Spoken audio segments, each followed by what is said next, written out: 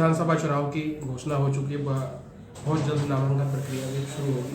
Bahujan Samaj party अपना बहुत बड़ा योगदान रखती है चुनाव में। इस समय बसपा के प्रभारी हमारे साथ मौजूद है। सर, किन किन मुद्दों को लेकर इस बार आप चुनाव में लड़ेंगे और आगे क्या क्या रणनीतियाँ रहेंगी? बहुजन समाज पार्टी उत्तराखंड प्रदेश में बहुजन समाज पार्टी की राष्ट्रीय अध्यक्ष परम आदरणीय बहन कुमारी मायावती जी के निर्देश पर पूरे उत्तराखंड प्रदेश की सभी 70 विधानसभा की सीटों पर चुनाव लड़ने की तैयारी कर रही है, जिसमें से हमारे लगभग 40 प्रत्याशियों की सूची जारी हो चुकी है और बाकी की सूची कल शाम तक की हमारी जारी होने की संभावना है। और हमने सर्व समाज के लोगों को टिकट वितरण के समय पे माननीय बहन जी के निर्देशानुसार सर्व समाज के लोगों को उचित सम्मान देने का प्रयास किया है।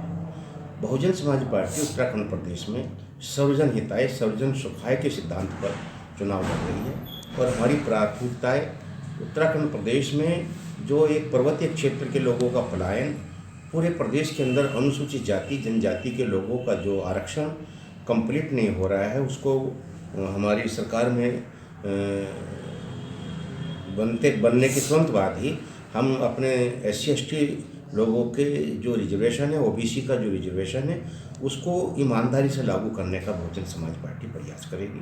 हम उत्तराखंड के लोगों को जो है उनको रोजगार की, जो यहाँ पर बेरोजगारी की गंभीर समस्या है, उसको रोजगार देने का काम किया जाएगा। और महिलाओं की सुरक्षा का बहुत ही अहम यहाँ पर एक मुद्दा है। निश्चित तौर से बहुजन समाज पार्टी की जब भी उत्तर प्रदेश के अंदर सरकार बनी है, आदरणीय बहन कुमारी मायावती जी के नेतृत्व में कानून के द्वारा कानून का राज स्थापित करने का प्रयास माननीय बहन जी ने किया है। उसी सिद्धांत पर उत्तराखंड प्रदेश में भी माननीय बहन जी के निर्देशों पर कानून के द्वारा कानून का राज स्थापित करने का प्रयास किया जाएगा। जैसा कि आमतौर पर देखा जाता है, पहले बसपा का जनाधार बहुत था, अब उत्तराखंड में का 2 या 3 चुनाव से लेने के बाद जनाधार कम हुआ है। ऐसा क्या कारण रहा है कि लोग बसपा से दूर होते जा रहे हैं? ऐसा नहीं है कि लोग बसपा से दूर होते जा रहे हैं। बसपा का वोट बैंक अपनी जगह पर स्थिर है।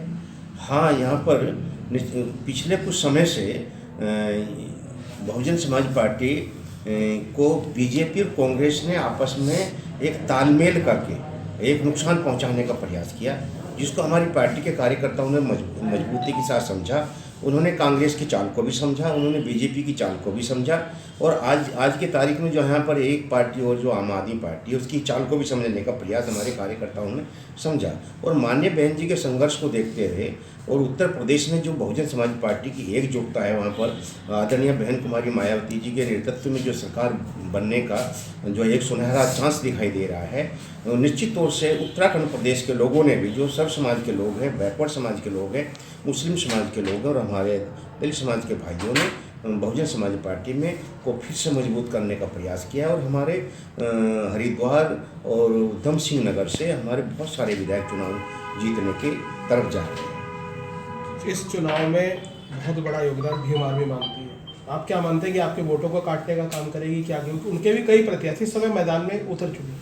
देखो, भीम आर्मी ये सहारनपुर जिले का इसका लीडर रहने वाला है और हम और नरेश गौतम भाई जो हम दोनों भी सहारनपुर जिले के रहने वाले हैं। सहारनपुर जिले में जो जहाँ से भीम आर्मी का उदय हुआ था, वो गांव है शब्बीरपुर। वहाँ पर शब्बीरपुर के लोगों ने जब भीम आर्मी के हेड को ये कहा, जब उन्होंने उससे ये पूछा था कि आप मेरे कहने से वोट दोगे, तो शब्बीरपुर के लोगों ने कहा था, भाई तुझे हम सपोर्ट तो करेंगे लेकिन वोट बहन कुमारी मायावती जी को देंगे।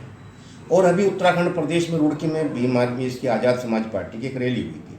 आप लोग भी शायद वहाँ पर, आप लोगों ने जो वहाँ के युवाओं से पूछा था कि वोट किसको दोगे, कहने के सपोर्ट तो कर रहे हैं इस भाई को यहाँ पर, लेकिन वोट बहन कुमारी मायावती जी को ही देंगे। और भाई हमारा जो शेखर भाई है, जो सहारनपुर का है, अपने दलित समाज के लोगों की जो छोटी मोटी सी गठड़ी बांधकर जिस तरह से समाजवादी पार्टी में उसने दलित समाज के लोगों को अपमान कराने का काम किया है और आंखों से आंसू बहा करके ड्रामा करने का काम किया है, दलित समाज के लोग उसको कभी भी माफ़ नहीं कर पाएंगे। और वो कहते हैं कि जहाँ से एक ओम प्रकाश राजभर है वहाँ से चुनाव लड़ेगा। ओम प्रकाश राजभर जी ये वही व्यक्ति है जिसने आदरणीय बहन कुमारी मायावती जी ने भदोही नगर को संत रविदास नगर बनाने का जो प्रयास वहाँ पर काम किया था और इस आदमी ने उसका विरोध किया था। ये उसके सामने प्रत्याशी खड़े करने की बात नहीं कर रहा है, उसके कदमों में जा कर के बैठ रहा है। ये भारतीय जनता पार्टी है या दूसरी ये कांग्रेस और ये तमाम वो पार्टियां हैं जिन्होंने दिल्ली के अंदर तुगलकाबाद के अंदर प्राचीन हमारे संत शिरोमणि रविदास जी के मंदिर को तोड़वाने का काम किया था। ये एन के तरीके से ऐसी हरकतें करके उन्हीं पार्टियों को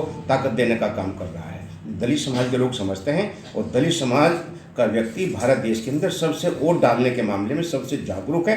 निश्चित तौर से उसका फैसला आदरणीय बहन कुमारी मायावती जी के, मान्यवर साहब श्री काशीराम जी के और बाबा साहब अम्बेडकर जी के मिशन की ओर हाथी चुनाव की ओर ही उसका इशारा है। इस विधानसभा चुनाव में कितने आप मानते हैं कितने प्रत्याशी अब आपके उत्तराखंड में जीत कर आएंगे? आप देखो, हमारी पार्टी 70 विधानसभा में चुनाव लड़ रही है और हम तो चाहते हैं कि हमारे ही जीते और किसी का ना जीते, लेकिन जितना सरकार बनाने के लिए यहाँ पर बहुमत चाहिए, निश्चित तौर से हम प्रयास करेंगे उतने हमारी जीत करके आए। बहुजन समाज पार्टी अपना बहुत बड़ा योगदान रखती थी, अब इस आने वाले विधानसभा चुनाव में अपने बहुमत पे 70 के 70 विधानसभा चुनाव में अपने प्रत्याशी लड़ा रही है और एक निर्णायक भूमिका में भी अपनी योगदान रहेगा। सत्य ऑनलाइन न्यूज़ के लिए अपने सहयोगी मुस्कान राजपूत के साथ हरिद्वार।